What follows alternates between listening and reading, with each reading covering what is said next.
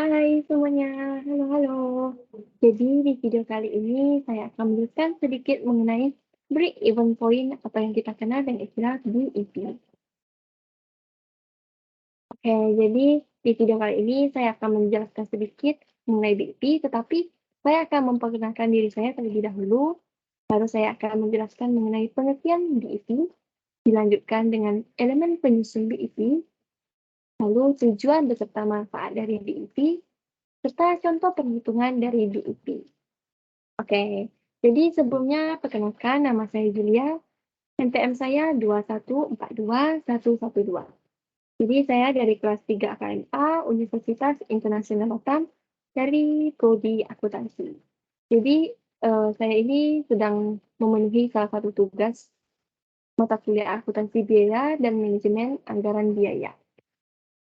Oke, karena saya sudah memperkenalkan diri, selanjutnya saya akan menjelaskan sedikit mengenai pengertian dari break-even point, atau kita kenal dengan istilah BEP.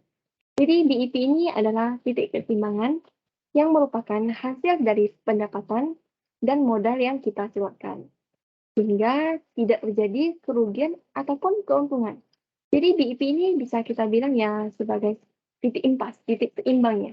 Oke, lalu kita akan masuk ke elemen penyusun BEP. Yang pertama yaitu adalah biaya tetap atau kita kenal dengan istilah fixed cost. Yang kedua yaitu biaya variabel atau kita kenal juga dengan istilah variable cost. Yang ketiga adalah biaya campuran atau mixed cost. Jadi selain biaya sebagai elemen penyusun BEP, ada juga harga penjualan atau kita kenal dengan istilah selling price. Juga ada laba atau keuntungan ataupun kita kenal istilah profit. Oke, setelah kita mengetahui apa saja elemen dari BEP, kita akan masuk ke tujuan BEP. Jadi, apa sih tujuan BEP? Yang pertama yaitu untuk membantu perusahaan menentukan sisa kapasitas dari produksi setelah tercapainya nilai BEP, serta mengetahui keuntungan maksimum yang bisa diperoleh oleh perusahaan tersebut. Yang kedua yaitu membantu perusahaan menentukan langkah bisnis yang lebih efisien, seperti mengganti tenaga kerja dengan mesin. Otomatisasi dari produksi itu dapat menekan biaya produksi dengan mengubah biaya tetap atau fixed cost serta biaya variabelnya. Tujuan yang ketiga yaitu membantu perusahaan untuk memahami adanya perubahan dari nilai keuntungan saat adanya perubahan harga produk. Lalu tujuan BEP yang keempat yaitu menunjukkan potensi kerugian sehingga perusahaan dapat mengantisipasi saat terjadinya penurunan penjualan. Oke, jadi setelah kita mengetahui apa sih tujuan dari BEP, kita juga harus tahu apa manfaat dari BEP. Manfaat BEP yang pertama yaitu mengetahui dasar perhitungan laba. Yang kedua yaitu mengetahui biaya total produksi, serta estimasi waktu balik modal suatu perusahaan, serta analisa profitabilitas dari bisnis tersebut. Oke, jadi dari tadi kita bahas pengertian, elemen penyusun, tujuan beserta manfaat dari BEP. Itu kan kita materi terus.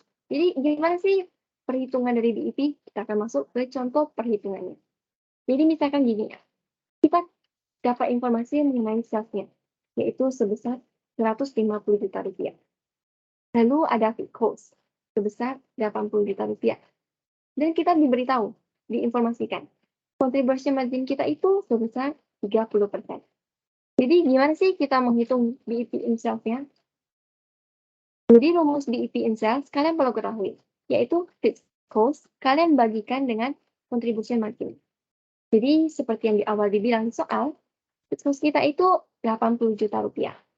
Dan contribution margin kita 30%.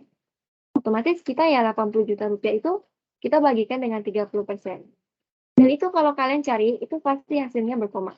Jadi di video kali ini saya bulatkan menjadi Rp266.666,667. Oke, mungkin sekian yang dapat saya sampaikan di kesempatan video kali ini.